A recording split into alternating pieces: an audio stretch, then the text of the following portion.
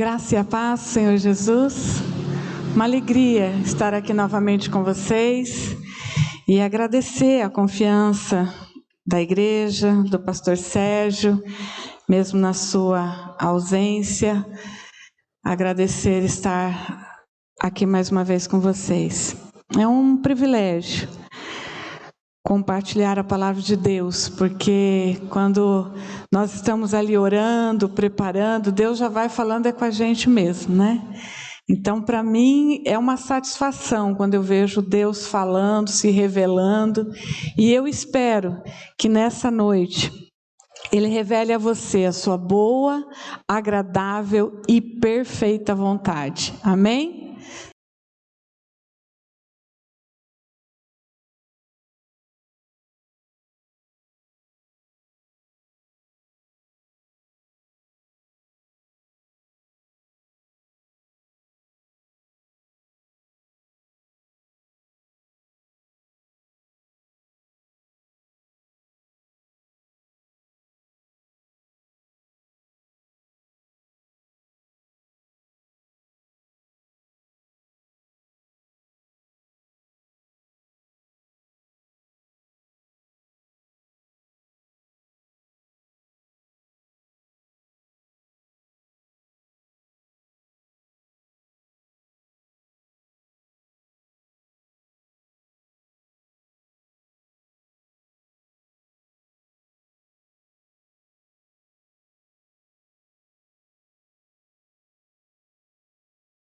Vinho no qual há dissolução, mas enchei-vos do Espírito, falando entre vós com salmos, entoando e louvando de coração ao Senhor, com hinos e cânticos espirituais, sempre dando graças por tudo a nosso Deus e Pai, em nome de nosso Senhor Jesus Cristo, sujeitando-vos uns aos outros no temor do Senhor.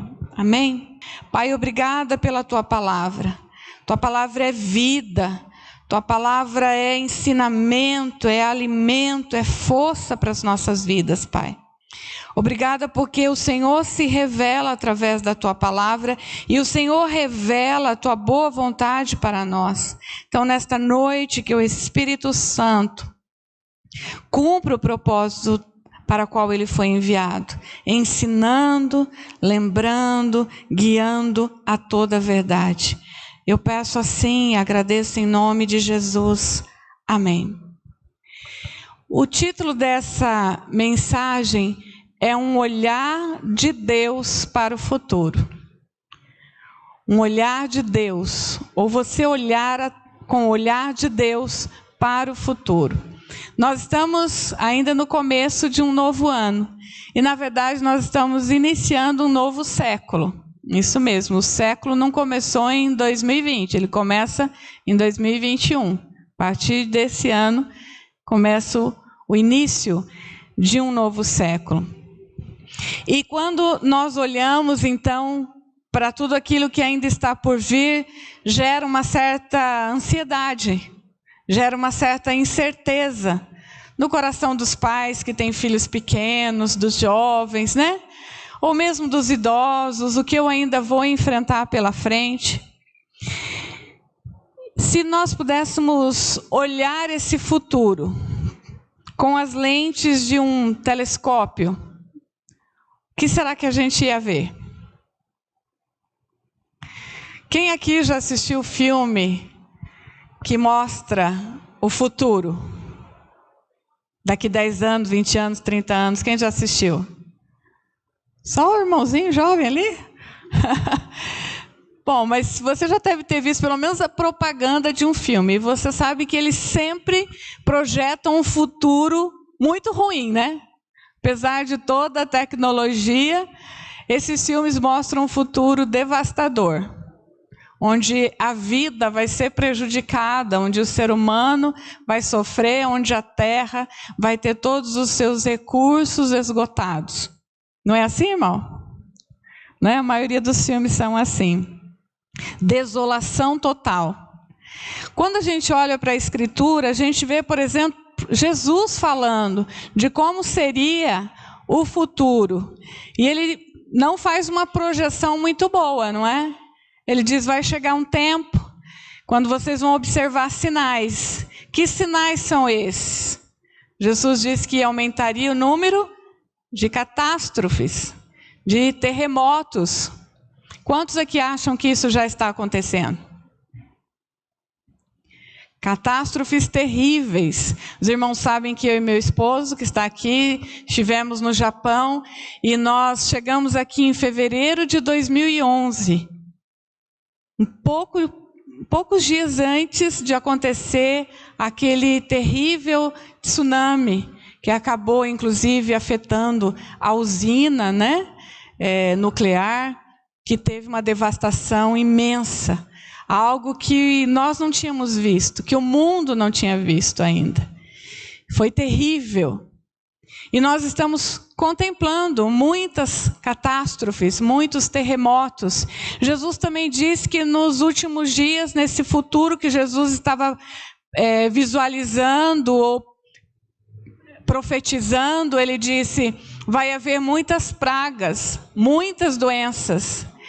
Irmão, se a gente for ficar olhando para as doenças, a gente fica assustado. A gente morre de medo, não da doença. É ou não é? Esse coronavírus está deixando a gente atemorizado e agora já existe uma série de vertentes ou de mutações desse vírus, assustando a humanidade. Se você for ler alguma coisa sobre as bactérias, você vai ver que tem as chamadas superbactérias.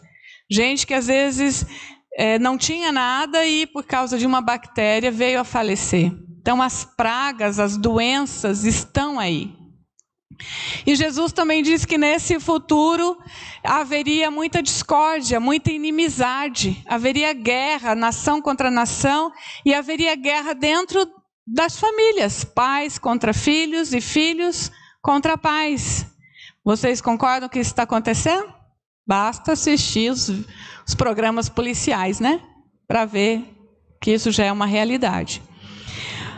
Mas ainda tem muita coisa para acontecer ou acontecendo, e eu, como jornalista que sou muito curiosa, gosto, né, faminta por informações. E em 2019, eu fiz um estudo sobre isso, e eu pesquisei algumas previsões para 2020. Olha só, em 2019, eu fui pesquisar o que as notícias, as projeções estavam dizendo para 2020. E os portais de notícias anunciavam que em 2020 ia ter uma grande projeção da chamada inteligência artificial. Quem aqui já tem conta no Bradesco, no Banco do Brasil, já está conhecendo a inteligência virtual, que é quando você liga e alguém conversa com você que parece que é uma pessoa, mas não é, é robô, né? Já estão ligando para a nossa casa. A internet das coisas, o que é isso? São as coisas, os objetos ligados à internet. Então é a casa inteligente, é a casa que pode ser controlada pelo celular, o seu celular controla a televisão, controla o seu carro. Então todas as coisas e os objetos já estão ligados, isso é chamado internet das coisas.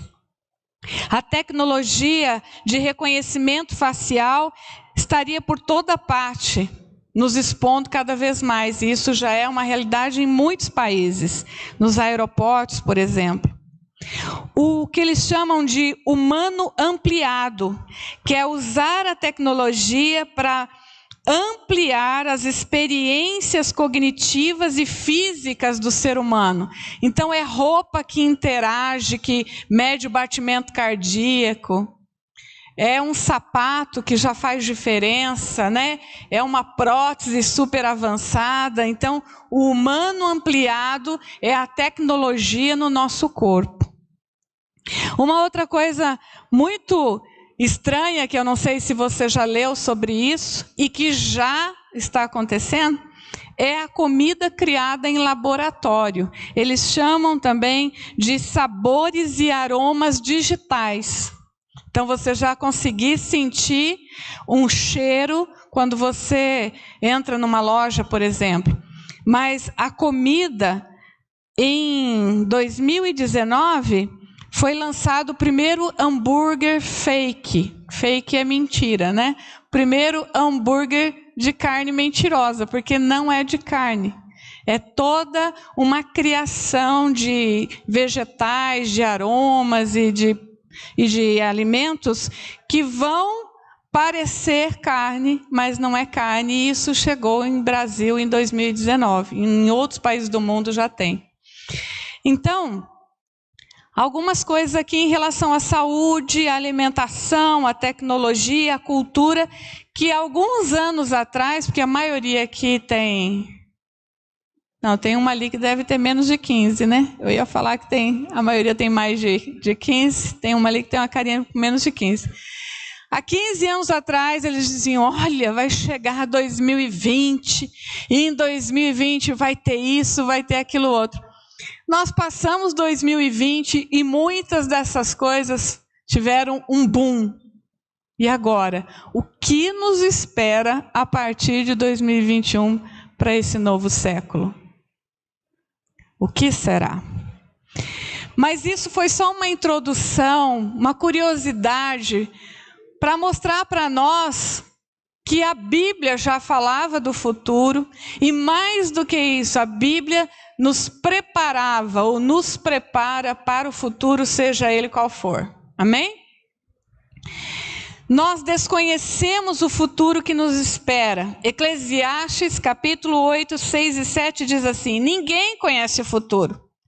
Quem poderá dizer o que vai acontecer? Salomão, o homem mais sábio do mundo, ele disse, ninguém conhece. Quem aqui pode dizer o que vai acontecer? Nós temos expectativas, comece a vacinação ainda esse mês, nós temos expectativas de que a economia melhore, nós temos sonhos para os nossos filhos, mas quem é que de fato conhece o futuro? Deus. Quem pode conhecer o futuro? Deus. Jeremias 29, 11 diz assim, porque sou eu que conheço os planos que tenho para você. A resposta a Eclesiastes, a pergunta de Salomão, a nossa pergunta, quem pode dizer alguma coisa do futuro, não é cartomante, viu, queridas? Não é horóscopo. Ainda tem crente que lê horóscopo até hoje, né? Não é tirar papelzinho da sorte no biscoitinho, nem na caixinha de promessa. Qual vai ser meu futuro para hoje? O único que pode dizer alguma coisa a respeito do seu futuro é Deus. O único que conhece o nosso futuro é Deus. Então Jeremias diz isso com muita clareza. Porque sou eu que conheço os planos que tenho para vocês, diz o Senhor. Planos de fazê-los prosperar e não de lhes causar dano. Planos de dar-lhes esperança e um futuro. Quem pode nos dar um futuro? É Deus. E eu quero mostrar para você por que nós podemos acreditar no fato de que Deus tem um futuro para nós. Primeiro, porque nós recebemos dele uma promessa. Ou você poderia até dizer, recebemos muitas promessas. Incomparáveis são as promessas do nosso Deus. Deus tem inúmeras promessas. 1 Coríntios 2, 9 diz, olho nenhum viu, ouvido nenhum ouviu, mente nenhuma imaginou o que Deus preparou para aqueles que o amam. Se você ama a Deus acima de todas as coisas, tenha certeza, a promessa dele é te dar esperança e um futuro. E não é simples promessas. A Bíblia diz que são melhores promessas. Hebreus 8, 6 diz, mas agora alcançou ele, está falando de Jesus, tanto mais excelente quanto é mediador de uma melhor aliança que está confirmada em melhores promessas. Vou repetir para depois você ler em casa. Hebreus 8, 6. Jesus se tornou o nosso mediador. E o que Ele fez, o que Ele conquistou, o que Ele tem para nós está confirmado em melhores promessas. Amém? Paulo também fala aos Coríntios, 2 Coríntios capítulo 1, verso 20, que todas essas promessas já estão confirmadas nele mesmo, já tem um sim de Deus. O texto diz, porque todas quantas promessas há de Deus, são nele sim, e por ele o amém, o assim seja, para a glória de Deus por nós. Todas as promessas dele já estão confirmadas com o sim dele, com o amém dele. Aleluia! Mas o texto que nós lemos aqui, em Efésios, diz para nós que nós precisamos ser sábios. Por 2 vezes Paulo diz, não sejam nécios, não sejam insensatos, não sejam tolos, mas sejam sábios. Então, em segundo lugar, eu quero reforçar para você que além de nós recebermos promessas de Deus, nós recebemos conselhos de Deus.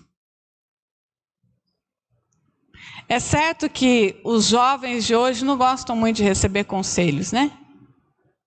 Às vezes torce o nariz para receber os conselhos dos pais. Muitas vezes o membro da igreja não gosta dos conselhos da liderança. Mas você não pode ser negligente quanto aos conselhos de Deus. Deus nos dá conselhos. E de graça. Tem um ditado que diz que nada é de graça, né? Conselho bom também não é de graça. Não, com Deus é tudo de graça. Com Deus é tudo na graça.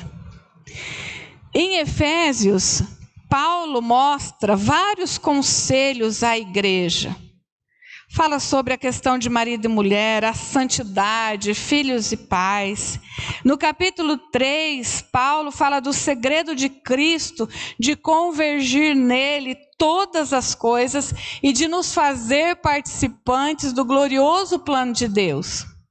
E aqui no capítulo 5 que nós lemos, Paulo oferece um conselho inspirado pelo Espírito Santo.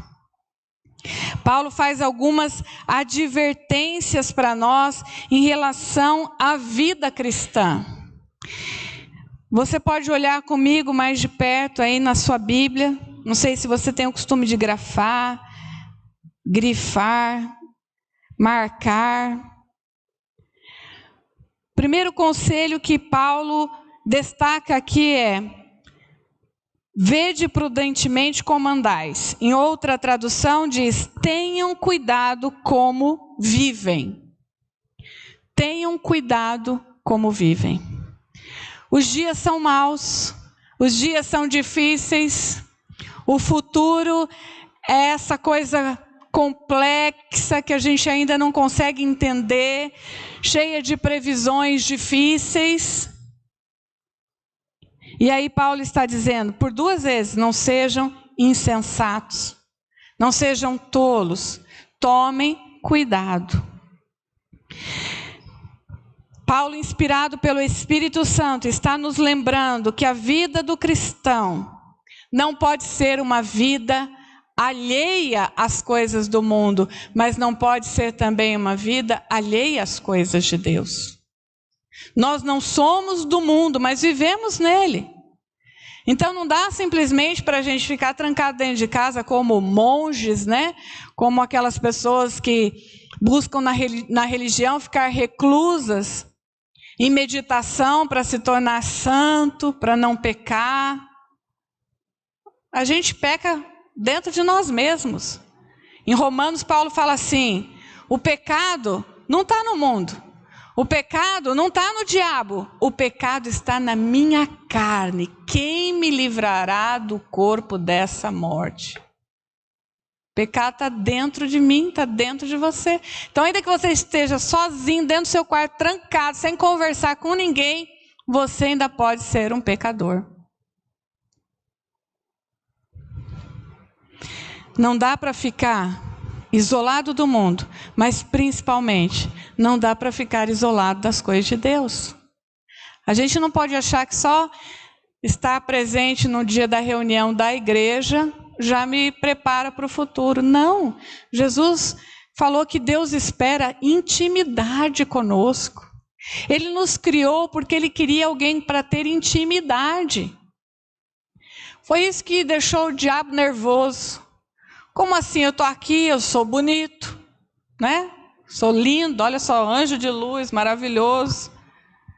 Entendo de música. Mas o Senhor Deus disse que vai fazer alguém tão inferior, com muito mais amor, para habitar dentro dele. O diabo não aguentou essa revelação de que Deus escolheria habitar dentro de nós, pequenos pecadores, mas a imagem e semelhança dele. Então tomem cuidado como vivem. A Bíblia está cheia de conselhos a esse respeito. Efésios, aqui mesmo, 5:8 diz: vocês eram trevas, agora vocês são luz. Andai como filhos da luz. Olha o que diz Lucas 21, do 33 ao 36. Passará o céu e a terra, porém as minhas palavras não passarão.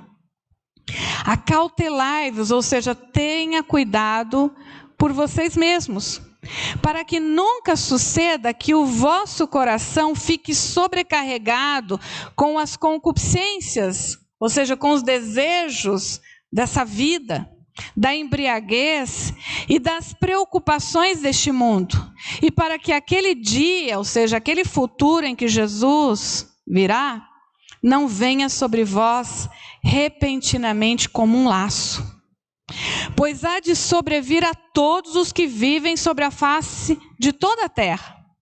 Vigiai, pois, a todo tempo, orando, para que possais escapar de todas estas coisas que têm de se suceder e ainda estar em pé na presença do Filho do Homem. Jesus disse isso justamente quando ele estava anunciando que o futuro chegaria num piscar de olhos. E ele estava dizendo, como ele continua dizendo para nós, tenham cuidado. Não deixa os desejos dessa vida, as preocupações dessa vida, não deixa as incertezas ou as concupiscências, que são as cobiças, tomarem conta do seu coração, sobrecarregar o seu coração a ponto de que você nem vai perceber quando o Filho do Homem vier. Mas sejam vigilantes para que vocês estejam atentos, e quando o Filho do Homem voltar, vocês vão estar dignos, firmes na presença dele. É isso que Jesus está ensinando.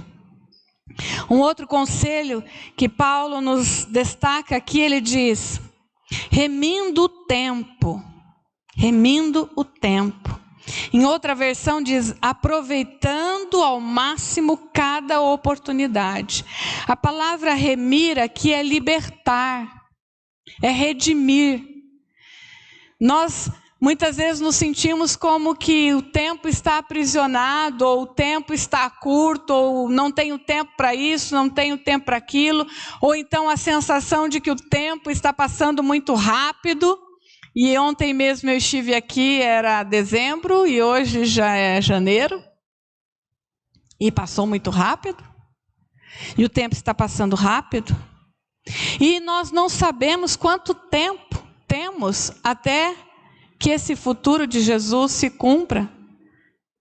Nós não sabemos se ele volta hoje, se ele volta amanhã. O que eu sei é que está 2000 anos mais perto da volta dele. Ele falou isso há mais de 2020 anos atrás. Então, hoje está mais perto. Mais perto do que quando estava para os discípulos. Remindo o tempo, porque os dias são maus. Aproveite o dia. Tenha o dia, o tempo, como algo precioso. Como um presente mesmo de Deus. Não é à toa que se chama presente, porque ele é uma dádiva de Deus. Jesus, por diversas vezes, ele diz para nós vivermos como se fosse terminar amanhã. e vivermos sem nos inquietar com o dia de amanhã. Eu postei hoje lá na rede social, fiz uma publicaçãozinha mostrando, porque esse mês é chamado Janeiro Branco, de campanha de conscientização de saúde mental. E até bem pouco tempo a gente tinha muito preconceito sobre isso, né? A gente achava que problema mental era só para quem era demente, deficiente. Se falasse que precisava de um psicólogo, um psiquiatra, meu Deus, fulano está louco, fulana está louca. E hoje, nessa postagem que eu fiz, eu coloquei que o Brasil, na América, ou nas Américas, né, América Latina, América do Sul, América do Norte, é o segundo país com maior número de depressão, só perde para os Estados Unidos. E é o maior em número de ansiedade, de transtorno de ansiedade. Por que será que o ser humano, e especialmente os brasileiros, estão tão ansiosos e tão depressivos? Se você comparar com o tempo dos nossos pais, dos nossos avós, nós temos muito mais. Temos ou não temos? Minha mãe fala que ela tinha um sapato bom para ir na igreja de domingo. O resto da semana tinha que usar uma sandalinha e um chinelinho. Que quando era criança, a minha avó comprava um rolo de tecido e fazia vestido para as meninas e camisa para os meninos, tudo igualzinho, com o mesmo rolo, porque era mais barato comprar o rolo. Quanto nós temos hoje, quanto nós prosperamos materialmente falando, quanto nós melhoramos em questões estéticas, né, da cosmetologia. Naquele tempo da minha mãe, sequer sabia o que era filtro solar para proteger a pele. Hoje a gente tem filtro solar, filtro não sei do que, creme não sei do que, creme hidratante, toda hora um creme novo, que promete segurar as rugas, que promete tirar as manchas, que promete rejuvenescer. E tem para os homens também, viu? Porque o Brasil também é um dos maiores produtores de cosméticos do mundo. Porque o brasileiro gosta, é vaidoso. E, no entanto, olha só, tantos recursos para nos vestirmos bem, tantos recursos para nos cuidarmos bem, para mexer com a autoestima, e ainda continuamos depressivos?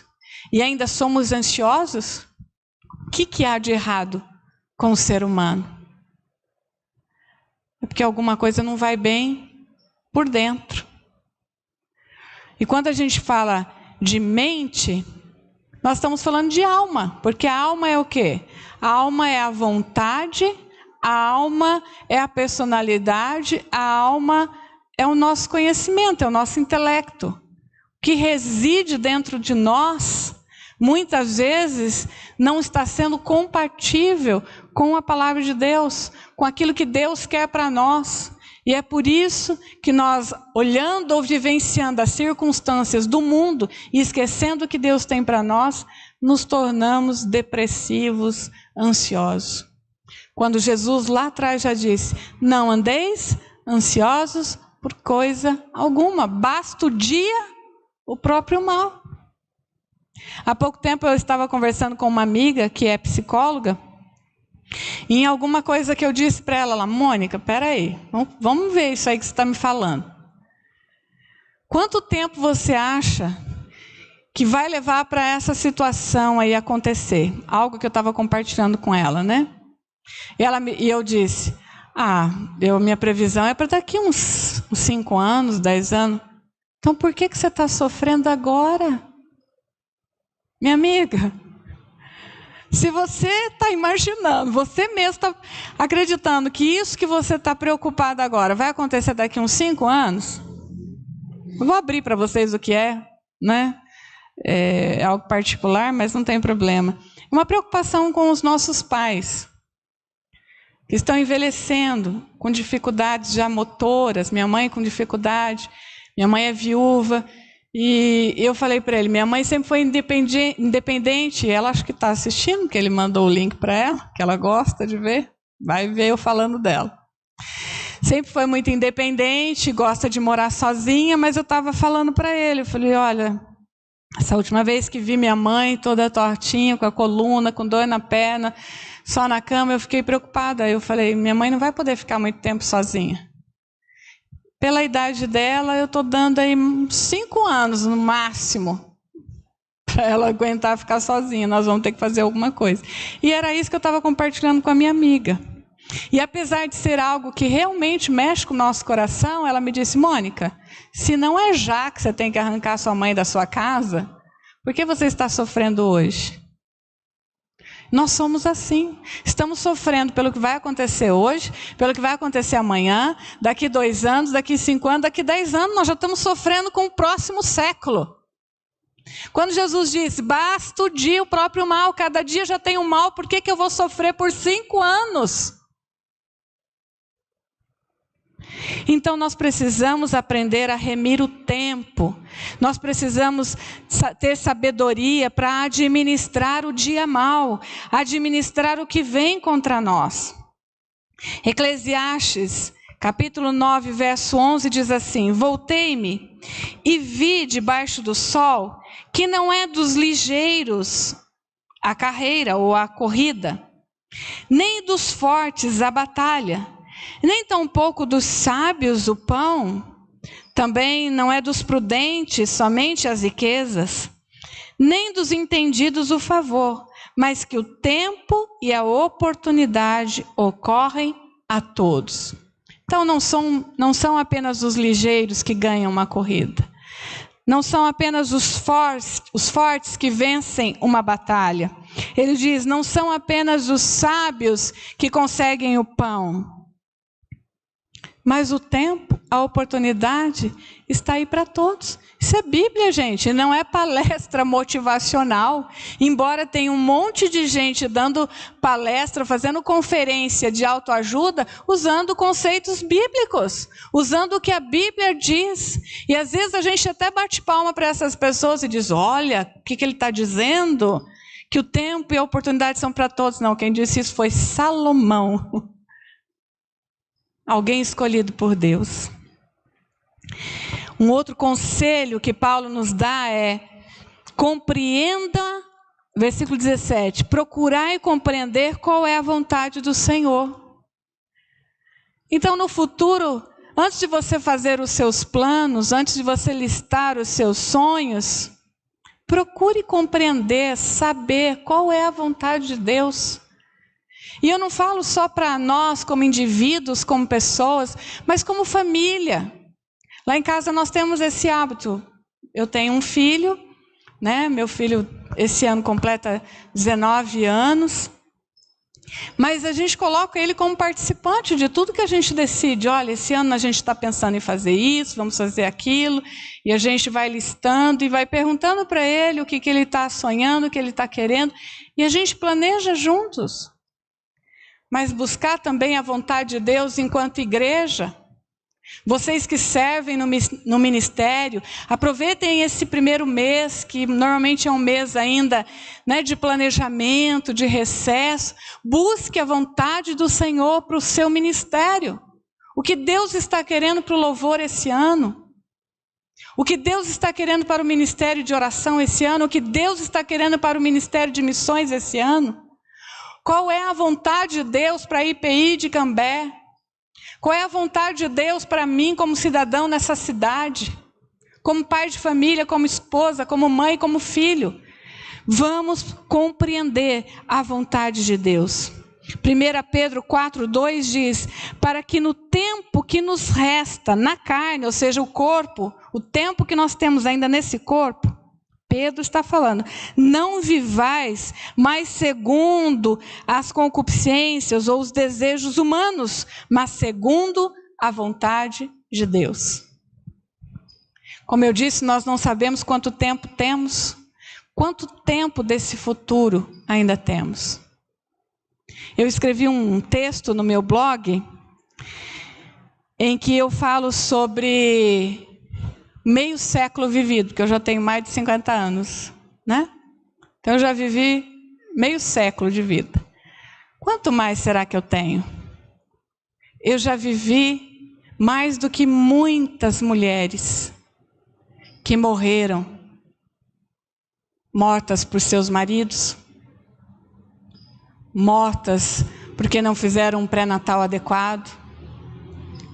Eu já vivi mais do que muitos jovens que perderam a vida no trânsito.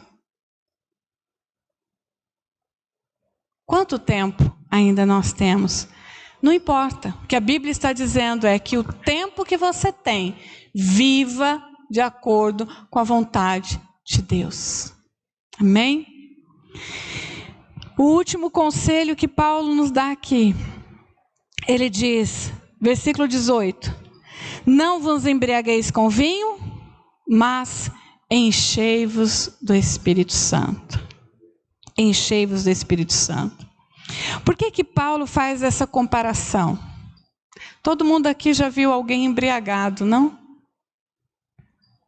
Todo mundo já viu um bêbado. Ou uma bêbada, né? Tem mulher também que fica bêbada. A pessoa embriagada significa que ela não tem controle sobre si mesma. Quem controla ela? O álcool, a bebida. Ela está num estado alterado, né? Emocional, psíquico, que ela não tem controle sobre o que ela fala.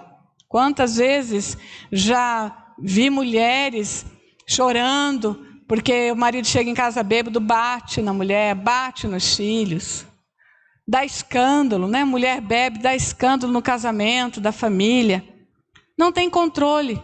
Paulo está dizendo, olha, vocês precisam ser controlados pelo Espírito. E se você for usar essa analogia, Paulo está dizendo, você sendo controlado pelo Espírito, você vai estar de tal modo controlado por Deus, que você não vai saber nem o que você está fazendo, vamos dizer assim, mas o que você vai estar manifestando. Aí ele dá uma lista. Você vai estar falando com salmos e hinos entre os irmãos. Você vai estar o tempo todo entoando, louvando de coração ao Senhor. Uma pessoa controlada pelo Espírito, ela não vai responder à palavra dura que suscita a ira. A pessoa controlada pelo Espírito, ela não vai querer dar o troco na mesma moeda. Não vai ser olho por olho. A pessoa pode até receber uma ofensa, pode até receber um tapa no rosto, como disse Jesus, e ela vai oferecer a outra face. Mas não é bem assim, né? Não é bem assim. Se na nossa casa, nessa quarentena, tivesse uma câmera de Big Brother em cada lar, gente, nós íamos passar muita vergonha. A nossa casa não difere muito do Big Brother lá da Globo. É tanta discussão, é tanta briguinha, é tanta gritaria, é tanta ciumeira, é tanta porta batendo na cara um do outro. Claro, estou generalizando, né? Acho que aqui nessa igreja não é assim, né? Mas estou falando de uma forma geral. Porque nos falta sermos cheios do Espírito Santo de Deus. Nos falta sermos controlados pelo Espírito Santo. E Paulo está dizendo, então, enchendo-se do Espírito, falando entre vós com salmos, louvando de coração ao Senhor com hinos e cânticos, e sempre dando graças a Deus por tudo. Quando você age assim, e aposto que você já viu alguém assim, você vai dizer, nossa, essa aí é fanática, né? Nossa, essa irmã parece toda espiritual, né? Ela está sempre rindo, sempre dando graça. Ô, irmã querida, orei por você. A gente até acha estranho. Nossa, doce demais, parece falso. Mas é isso que a Bíblia está dizendo. Quando nós somos controlados pelo Espírito, nós vamos estar assim, felizes quando encontramos o irmão ou a irmã. Felizes quando somos convidados a estar na igreja. Felizes e ansiosos por estarmos numa reunião de oração. Felizes quando a irmã diz, fiquemos em pé e vamos adorar ao Senhor. Erga a sua mão. Aliás, eu acho que o Ministério de Louvor não tinha nem que ficar pedindo para levantar a mão e adorar, sabe? Mas é que muitas vezes a gente, né, tá, eu sei como é, a gente está aqui na frente e o irmão está lá assim, né? A música está toda e a pessoa está lá. Aí a gente dá uma cutucada, levanta, irmão, erga as suas mãos. Mas se nós somos controlados por Espírito, Paulo está dizendo, nós vamos louvar de todo o coração o Senhor. Nós vamos entoar cânticos, hinos de louvor. Nós vamos querer adorar tanto que vai ser pouco 3 canções, 2 canções. Queridos, esse olhar para o futuro pode ser assustador. Esse olhar para o futuro pode ser cheio de incertezas.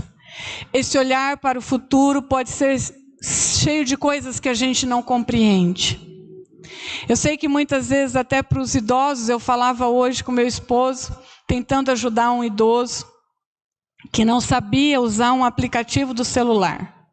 E o meu filho disse, mamãe, aplicativo é feito para usar sozinho.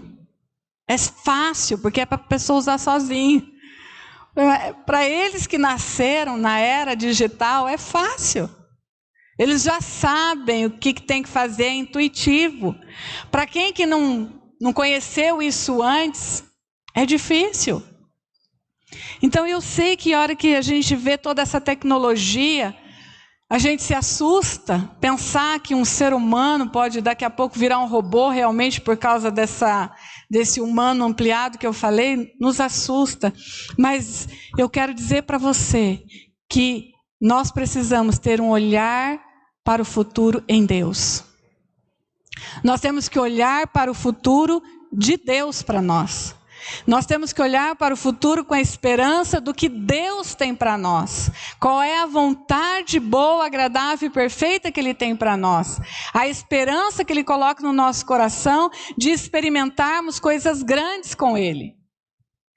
A esperança de que com Deus, embora o mundo se torne um lugar difícil para se viver, nós ainda aguardamos a eternidade no nosso coração. Amém? A esperança de que Jesus, Ele prometeu, eu estarei convosco todos os dias até a consumação do século. Acabamos um século agora, começamos outro. Jesus estará conosco até que tudo se finda por vontade de Deus.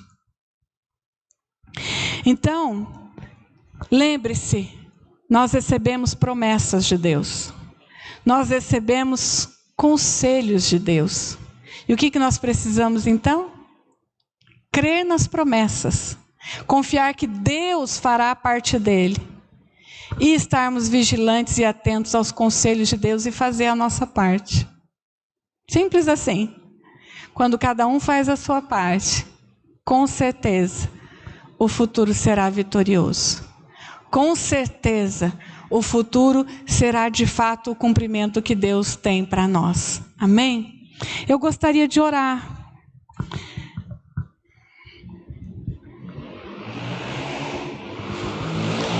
Eu gostaria que você colocasse sua vida diante do Senhor.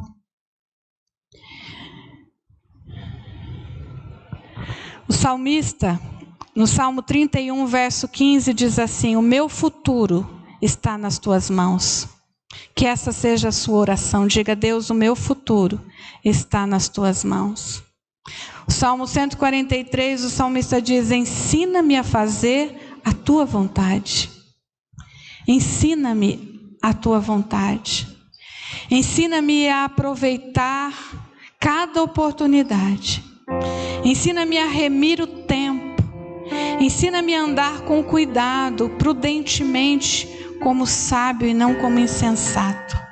Porque eu quero, Senhor, contemplar o futuro que o Senhor tem para mim.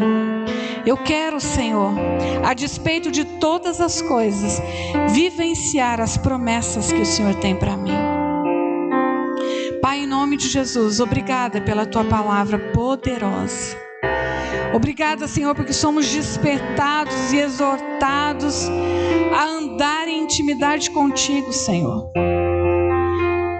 Somos despertados, Senhor, a perceber que embora estejamos nesse mundo de dificuldades, de complexidade, de incertezas, nós temos a promessa do Senhor, de que coisas grandes o Senhor tem para nós, esperança e um futuro.